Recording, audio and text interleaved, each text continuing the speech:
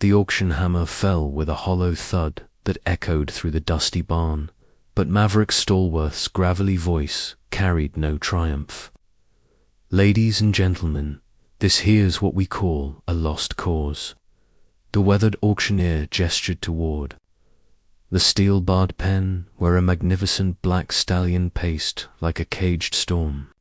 3 broken ribs on the last handler, 2 concussions before that, and enough property damage to bankrupt a small town.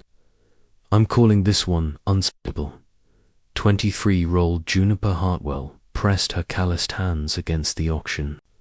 Rings, wooden rail, her emerald eyes fixed on the horse that everyone else seemed eager to forget. While the crowd murmured about dangerous animals and wasted money, she saw something different in the stallion's wild amber gaze, not malice, but a desperate plea for understanding. The horse stood 17 hands high, his coal-black coat rippling, with muscle beneath the harsh barn lights. His mane flowed like liquid midnight, and his hooves struck the ground with the rhythm of distant thunder. Every line of his body spoke of untamed power, but Juniper noticed the way he favored his left foreleg and the old rope burns around his neck that told a story of brutal training. Attempts. "Now, before we move on to more reasonable livestock," Stallworth continued, mopping his brow with a red bandana, "I'm obligated to ask if anyone's fool enough to bid on this 4-legged hurricane. Starting bid is $50, just to cover the paperwork and transport costs." The silence stretched like a taut rope. Farmers and ranchers who had been bidding enthusiastically on cattle and quarter horses suddenly found their boots fascinating. Juniper's father, Cornelius Hartwell, placed a weathered hand on her shoulder. "Junie, don't even think about it. That horse has devil in his eyes." But Juniper couldn't look away. The stallion had stopped pacing and now stood perfectly still, his magnificent head turned toward her section of the crowd. Their eyes met across the dusty space, and something electric passed between them, a recognition that defied explanation. The horse took a step closer to the rail, then another, until he stood directly in front of her, separated only by the wooden barrier and 20 feet of space. $50, Juniper called out, her voice cutting through the murmurs like a blade. The crowd turned to stare at the young woman in faded jeans and a prairie-worn shirt. Stallworth's eyes widened. "Miss, are you certain? This animal has sent 3 professional trainers to the hospital." Juniper felt her father's grip tighten on her shoulder. Heard her younger brother dash your whisper. She'd lost her mind, but she kept her eyes locked on the stallion. "I'm certain." Going once for $50 to the young lady in the front row, Stallworth called, his voice heavy with skepticism. "Going twice, ... He paused, scanning the crowd for any sign of sanity. "Sold to Miss Hartwell, and may God have mercy on your soul." As the hammer fell, the stallion winded not the wild scream of an enraged animal, but something softer, almost like a greeting. Juniper smiled, knowing that everyone thought she had just made the biggest mistake of her life. But deep in her heart, she felt certain she had just found her destiny. The transport truck rumbled down Sweetwater County Road 47, carrying its precious and dangerous cargo toward the Hartwell family ranch. Juniper sat in the passenger seat, her fingers drumming nervously against her thigh as her father navigated the winding mountain road. In the trailer behind them, the stallion maintained an ominous silence that somehow felt more unsettling than his earlier displays of fury. 23 years I've been raising horses," Cornelius muttered, his knuckles white on the steering wheel, "and I've never seen anything like what happened back there. That horse looked at you like he knew you." Juniper pressed her face to the window, watching the familiar landscape of their family's 1,000-acre spread come into view. Rolling pastures stretched toward the Teton Mountains, dotted with their prize-winning quarter horses and Aberdeen Angus cattle. It was a peaceful, ordered world, the complete opposite of the chaos they were about to introduce. Maybe he did know me, she said quietly. Maybe some connections transcend understanding. Her father shot her a worried glance. That's the kind of thinking that gets people killed. Junie horses aren't mystical creatures, they're animals with instincts and training, and that one's been trained by fear and violence. When they reached the ranch, Juniper's mother, Magnolia, emerged from the farmhouse with Dashiell close behind. The family had prepared an isolated paddock far from their other horses, reinforced with extra fencing and positioned near the old training arena that had been unused for years. Remington called ahead. Magnolia said, referring to their veterinarian neighbor, "He's coming by tomorrow to examine the horse, assuming we all survive the night." Her tone carried the dry humor that had helped the family through countless ranch crises, but her eyes reflected genuine concern. Unloading the stallion proved surprisingly uneventful. The moment the trailer doors opened, he stepped out with regal dignity, his head held high as he surveyed his new domain. Several of the ranch's other horses gathered at the distant fence line, nickering nervously at the newcomer's presence. "What are you going to call him?" Dashiell asked, maintaining a respectful distance. Juniper studied the magnificent creature as he explored his temporary paddock. His movements were fluid despite his slight limp, each step deliberate and controlled. "Tempest," she said finally. "His name is Tempest." The stallion's ears swiveled toward her at the sound of his new name, and he turned to face her directly. For a long moment, they regarded each other across the fence, the setting sun casting long shadows across the paddock. "I'm going to work with him," Juniper announced, causing her family to exchange alarmed glances. "Absolutely not," Cornelius said firmly. "We'll give him time to settle, then bring in a professional trainer." "No," Juniper's voice carried a quiet authority that surprised even her. "Look at those rope burns on his neck. Look at the scars on his legs. He's been professionally trained enough. He needs someone who will listen to him, not just try to break him." As if responding to her words, Tempest approached the fence where she stood. The family held their collective breath as the massive stallion extended his muzzle toward Juniper's outstretched hand. He stopped just short of contact, his warm breath tickling her palm. "Hello, beautiful," she whispered. "I know you've been hurt. I know you're scared. But I'm going to show you that not all humans are your enemy." Tempest's amber eyes seemed to soften, and for the first time since his arrival, his rigid posture relaxed slightly. He didn't allow her to touch him, but he didn't retreat either. They stood there in the gathering dusk, two souls beginning to recognize each other across the vast divide of species and experience. Juniper knew her real work was just beginning. Dawn broke over the Hartwell Ranch with the promise of a crisp autumn morning, but Juniper had been awake for hours, watching Tempest from the kitchen window. The stallion stood motionless in his paddock, his magnificent silhouette etched against the pink-tinged sky like a living sculpture. He hadn't touched the hay they'd provided, nor the water, and his isolation from the other horses seemed to weigh heavily on his spirit. Dr. Remington Ashford arrived promptly at 7, his veterinary bag in hand and a skeptical expression firmly in place. "I've heard about your acquisition," he said, adjusting his wire-rimmed glasses. "The entire county's talking about the Hartwell girl who bought the killer horse."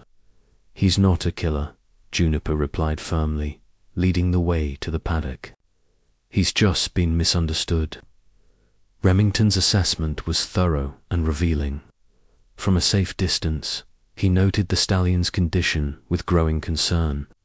He's dehydrated and clearly hasn't eaten in days. These rope burns are infected, and that limp suggests an old injury that never healed properly. The poor creature's been through hell. Can you help him? Juniper asked, her heart aching as she watched Tempest retreat to the far corner of the paddock. Physically, yes, but the psychological damage, ... Remington shook his head. That's going to require a miracle. After the veterinarian left, promising to return with medication and specialized feed, Juniper began her real work. She dragged a wooden chair to the paddock fence and simply sat, making no demands, offering no threats. For the first hour, Tempest ignored her completely. For the second hour, he occasionally glanced in her direction. By the third hour, he had moved close enough that she could hear his breathing. "I'm not going anywhere," she said softly, her voice carrying across the space between them. "I'm going to sit here every day until you understand that you're safe." Days blended into weeks as Juniper established her routine. Each morning before dawn, she would arrive at the paddock with her chair and a thermos of coffee. She would sit, quietly, sometimes reading aloud from books about natural horsemanship, sometimes simply describing her day or sharing stories about the ranch. Gradually, Tempest began to show interest in her presence. The breakthrough came on a Tuesday morning when a sudden thunderstorm erupted across the valley. Lightning split the sky, and thunder rolled across the mountains like the voice of an angry god. Juniper took shelter under the small equipment shed, adjacent to the paddock, expecting Tempest to retreat to his own shelter. Instead, the stallion moved closer to the fence, his eyes fixed on her as if seeking reassurance. For the first time, he whinnied not the wild scream of rage she'd heard at the auction, but a softer sound that seemed almost like a question. "It's okay," Juniper called out over the storm. "It's just noise. It can't hurt you." As the rain intensified, something remarkable happened. Tempest approached the fence directly in front of where she stood, stretching his magnificent neck over the top rail. Juniper slowly raised her hand, and this time, when their eyes met, she saw not fear or anger, but curiosity. "May I?" she whispered. The stallion's response was barely perceptible, slight lowering of his head that spoke volumes. Juniper extended her fingers, and after what felt like an eternity, she felt the velvet softness of his muzzle against her palm. The connection was electric. Tempest's eyes widened, and he pressed his nose more firmly against her hand, as if he couldn't believe what he was experiencing. Juniper felt tears streaming down her cheeks as she realized she was touching a creature that no one else had been able to approach without violence. "There you are," she whispered. "I knew you were in there." From that moment forward, everything changed. Tempest began eating regularly, drinking from his water trough, and actually approaching the fence when Juniper arrived each morning. The angry, dangerous stallion was slowly revealing himself to be a gentle giant, who had simply been protecting himself from further harm. But their journey was far from over. 3 months after Tempest's arrival, the transformation was undeniable. The stallion's coat had regained its lustrous sheen. His injuries had healing, and his eyes held a spark of life that had been absent for far too long. More importantly, he had learned to trust not just Juniper, but the rhythm and routine of ranch life itself. Juniper had expanded their daily sessions beyond mere presence. She now entered the paddock, grooming Tempest with slow, careful strokes that he seemed to crave. His favorite spot was just behind his left ear. where her gentle scratching would cause him to close his eyes in bliss and lean into her touch like an oversized cat. "You're making remarkable progress," Dr. Ashford observed during one of his regular checkups. "I've never seen anything like it. It's as if you speak his language." "Maybe I do," Juniper replied, running her hands along Tempest's neck to check for any signs of discomfort. "Or maybe he's finally ready to speak ours." The real test came when Juniper decided to introduce a halter. She had been preparing for this moment for weeks, gradually accustoming Tempest to having ropes and leather near his body without them touching his neck. His reaction to anything around his throat was still intenser, reminder of whatever trauma had created his deep-seated fear. She began by simply holding the soft, leather halter while she groomed him, letting him see and smell it without any pressure. Days passed before she could drape it over her arm while working with him. More days before she could hold it near his face without him retreating. "Easy, boy," she murmured during their breakthrough session. "This isn't like before. This is just between friends." When she finally slipped the halter over his nose, Tempest tensed but didn't bolt. His entire body quivered with the effort of controlling his instincts, but he trusted her enough to stand still. The moment the crown piece settled behind his ears, tears of triumph streamed down Juniper's face. "Look at you," she whispered, her voice thick with emotion. "You magnificent, brave, beautiful boy." The halter represented more than simple equipment, was a symbol of Tempest's willingness to be vulnerable, to place his safety in human hands once again. From that day forward, their relationship deepened exponentially. Juniper began leading him around the paddock, then eventually into the larger pasture where he could stretch his legs and remember what it felt like to run. Watching Tempest gallop across the open field was like witnessing poetry in motion. His powerful stride ate up the ground effortlessly, his mane and tail streaming behind him like banners of freedom. But the most beautiful part was that he always returned to Juniper, approaching her with bright eyes and an expression that could only be described as joy. The other horses on the ranch began to accept Tempest's presence as well. Cornelius's prize quarter horse, a gentle mare named Clementine, was the first to approach the fence when Tempest was in the adjacent pasture. Their tentative friendship blossomed quickly, and soon they could be seen grazing side by side, separated only by the fence rails. "I think he's ready for the next step," Juniper announced to her family one evening over dinner. "Which is?" Dashiell asked, though his expression suggested he already knew the answer. "I want to ride him." The silence that followed was deafening. Cornelius set down his fork with deliberate care, while Magnolia reached for her sweet tea with hands that trembled slightly. "Junie," her father said carefully, "that horse has never been ridden successfully. Every attempt has ended in disaster. Every attempt was made by people who saw him as something to be conquered." Juniper replied, "I don't want to conquer him. I want to partner with him." She could see the fear in her parents' eyes, but she could also see something else: pride. They had watched her transform not just Tempest, but herself.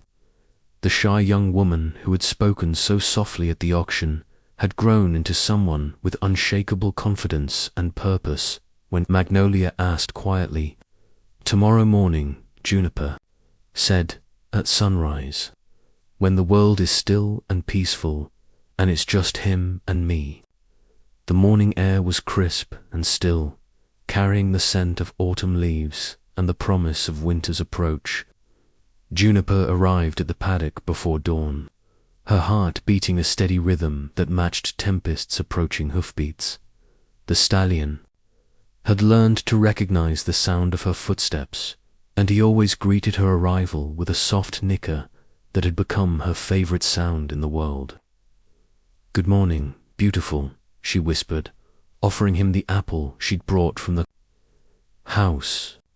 His velvet lips tickled her palm as he accepted the treat, and she marveled once again at the gentleness of this creature that had once been deemed untouchable. She had spent weeks preparing for this moment, gradually introducing the concept of weight on his back.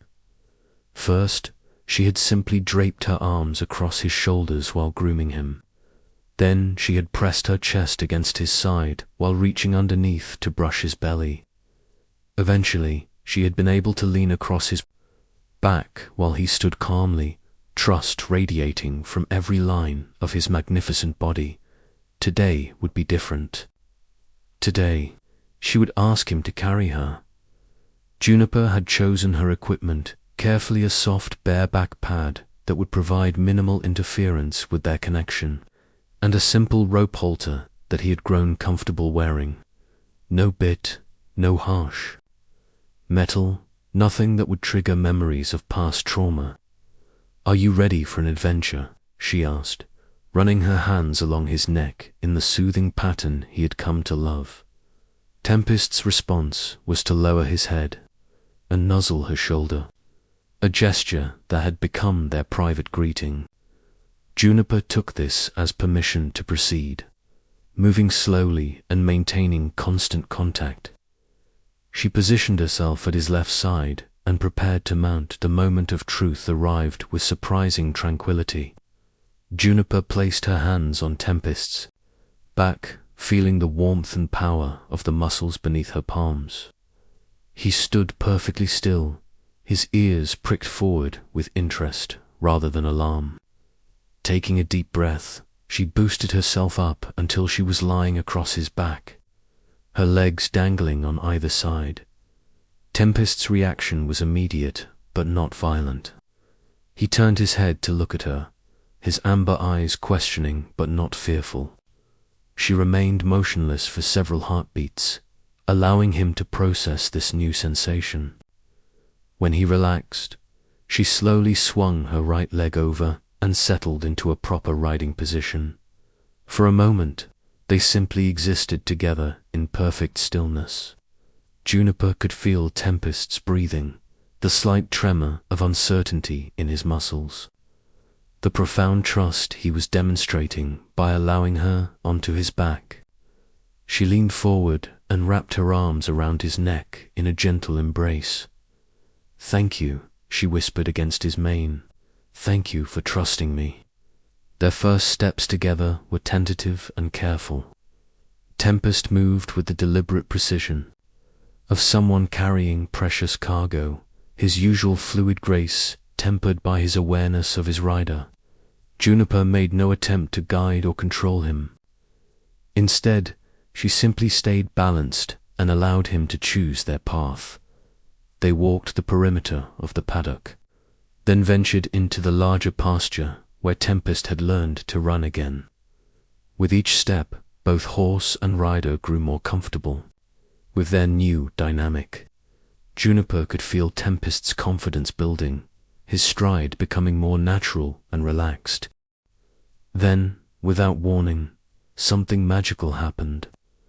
Tempest broke into a gentle trot, his powerful legs carrying them both in a rhythm that felt as natural as breathing. Juniper laughed with pure joy, the sound carrying across the pasture like a bell. In response, Tempest lifted his head and whinnied not the cry of a tortured animal, but the exuberant call of a creature who had rediscovered the joy of being alive. Their family watched from the fence line, tears streaming down faces that had seen too many failures and heartbreaks in the horse world. This was different. This was the stuff of legends. As they slowed to a walk, Juniper realized that something fundamental had shifted between them. They were no longer just friends. They had become partners in the truest sense of the word.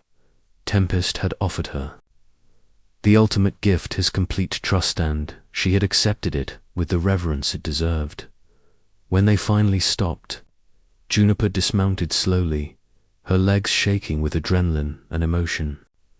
Tempest immediately turned to face her, pressing his forehead against her chest in a gesture that spoke volumes about their bond. "We did it," she whispered, her voice catching with emotion. "We actually did it." But even as she celebrated this incredible breakthrough, Juniper knew their story was far from over. Word of their success would spread, and with it would come opportunities and challenges she couldn't yet imagine. 1 year after the auction that changed everything, Juniper and Tempest had become the most talked about partnership in 3 counties. Word of their remarkable journey had spread through the horse community like wildfire, bringing visitors from across the country who came to witness the impossible relationship between the unsellable stallion and the farmer's daughter who had seen his true heart. The Hartwell Ranch had transformed as well.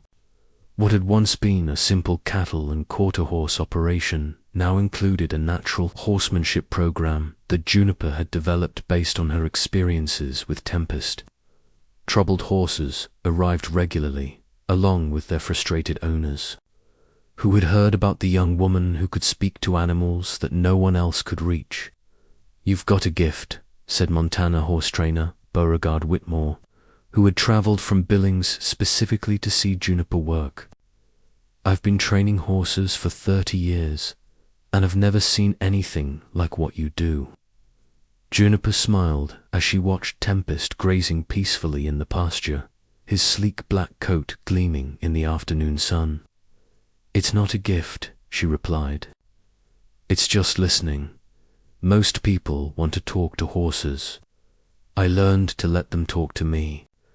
The crowning moment of their partnership came when Juniper received an invitation to demonstrate their techniques at the prestigious Rocky Mountain Horse Expo. It was an opportunity that could establish her reputation nationally, but it also meant performing in front of thousands of people for a cry from the quiet intimacy of their ranch work. "Are you nervous?" Dashiell asked, as they loaded Tempest into the specially designed trailer they'd purchased for traveling to demonstrations. "Terrified," Juniper admitted, running her hand along Tempest's neck. "But he's not. He's excited. I can feel it." The expo was everything Juniper had imagined and more. The arena was vast, filled with spectators who had come to see the legendary partnership in action. As they entered the ring, a hush fell over the crowd. Many had heard the story, but seeing Tempest in person was breathtaking. He moved with the grace of a dancer and the power of a storm. His connection to Juniper visible in every step. Their demonstration began simply, with Juniper showing how she worked with troubled horses using only body language and patience. She had brought along Duchess, a rescued mare who had been abused and was learning to trust again. The audience watched in amazement as Juniper guided the trembling horse through her fears, using nothing but gentle encouragement and understanding. But it was her work with Tempest that left the crowd speechless. Without saddle, bridle, or any equipment whatsoever, Juniper and Tempest performed a dance that seemed to transcend the normal boundaries between human and animal. They moved as one entity, responding to each other's thoughts and emotions with perfect synchronization. The climax came when Juniper, standing in the center of the arena, simply raised her hand. Tempest, who had been grazing at the far end of the ring, lifted his head and came to her at a full gallop. At the last possible moment, he slowed to a gentle stop, pressing his forehead against her outstretched palm. The arena erupted in applause, but Juniper barely heard it. Her attention was focused entirely on the magnificent creature before her, whose amber eyes reflected the same love and trust that filled her own heart. Later, as they prepared to return home, an elderly man approached their trailer. His weathered hands and kind eyes marked him as someone who had spent a lifetime with horses. "Excuse me, miss," he said, removing his hat respectfully. "My name is Wellington Fitzgerald. I owned a horse training facility up in Wyoming 440. Years before I retired." Juniper recognized the name immediately. Fitzgerald Ranch had been legendary in the horse world. "I wanted to tell you something," he continued, his voice thick with emotion. "I've seen a lot of horses and a lot of trainers. In my time, what you have with that stallion, that's not training. That's not even partnership. That's pure love, and it's the most beautiful thing I've ever witnessed." As they drove home through the mountain darkness, Tempest traveling calmly in his trailer, and Juniper's heart full of satisfaction, she reflected on the journey that had brought them together. The auctioneer had called him unsellable, but she had seen his true value from the very beginning. Now surrounded by the peaceful sounds of the ranch and the warm glow of their family's porch light, Juniper knew that some connections truly are destined. Sometimes, the most broken things just need someone who believes in their capacity for healing. Sometimes, the most dangerous creatures are simply protecting the most tender hearts. And sometimes, when a wild horse chooses a farmer's daughter, magic happens. Tempest whinnied softly from his pasture, the sound carrying across the night air like a lullaby.